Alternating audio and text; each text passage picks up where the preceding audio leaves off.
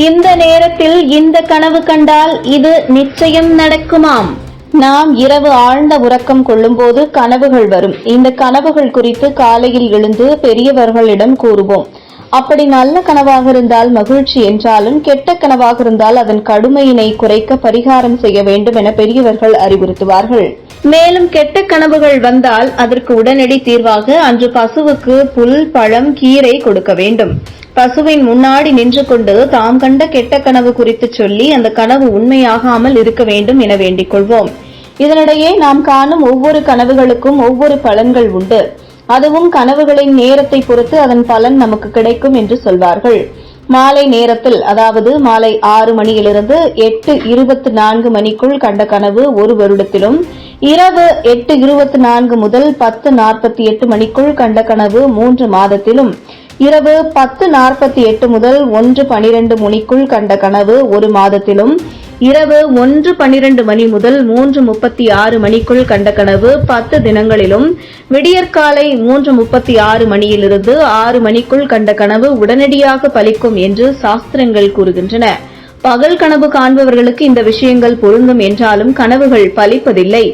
என்ன மாதிரியான கனவுகளை கண்டால் என்ன மாதிரியான நல்ல பலன்களை தரும் என்பதை பார்க்கலாம். விவசாயிகள் உழுவதைப் போல கனவு கண்டால் சேமிப்பு பெருகும் என்று அர்த்தம்.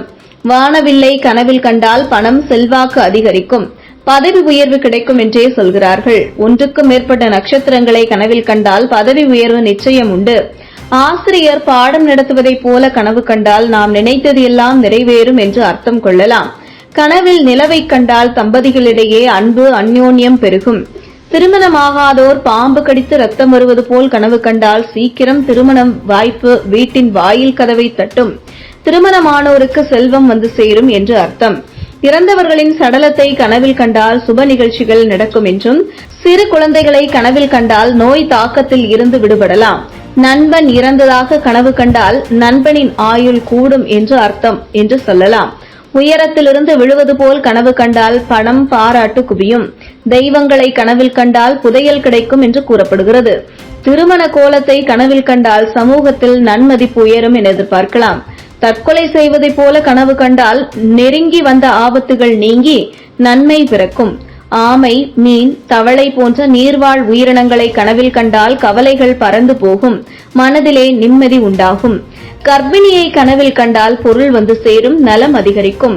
நாம் முன்னோர்களோ அல்லது நமக்கு தெரிந்தவர்கள் இறந்து போயிருக்கும் நிலையில் அவர்களுடன் கனவில் நாம் பேசுவதைப் போல் கனவு கண்டால் அதிகாரம், பதவி, லாபம் நிச்சயம் கூடி வரும் என தெரிவிக்கப்பட்டுள்ளது. மாமிசம் உண்பது போல் கனவு கண்டால் பெரிய அதிர்ஷ்டம் தேடி வரும். இதுபோன்ற கனவுகள் வந்தால் அனைத்தும் கைகூடும் என்பது சாஸ்திரங்கள் சொல்கிறது.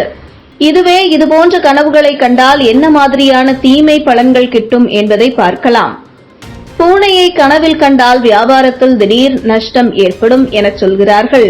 இடியுடன் மழை பெய்வதைப் போல் கனவில் கண்டால் உறவினர்கள் விரோதியாவார்கள் என்றும், தேனீக்கள் கொட்டுவதைப் போல் கனவில் கண்டால் வீண் செலவுகள் ஏற்படும் என்பதோடு குடும்பம் பிரியும் என சொல்லப்படுகிறது. காக்கை கத்துவதைப் போல் கனவு கண்டால் திருட்டு நடக்க வாய்ப்புள்ளதாக கூறப்படுகிறது. எறும்புகளை கனவில் கண்டால் மனக்கஷ்டம், பொருள் நஷ்டம் ஏற்படும் என்றும், எலிகளை கனவில் கண்டால் எதிரிகள் பலம் பெருகும். புயல், காற்று, சூறாவளி ஆகியவற்றை கனவில் கண்டால் நோய் உண்டாகும். பழம் சாப்பிடுவது போல் கனவு கண்டால் நண்பர்களால் ஏமாற்றப்படுவீர்கள் என அர்த்தம்.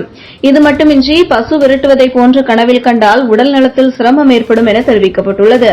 முத்தமிடுவது போல் கனவு கண்டால் செல்வாக்கு சரியும் என்றும், சமையல் செய்வது போல் கனவு கண்டால் அவமானம் வந்து சேரும் என்றும், நிர்வாண கோலத்தை கனவில் கண்டால் அவமானம் தேடி வரும் என சொல்கிறது ஜோதிட சாஸ்திரங்கள்.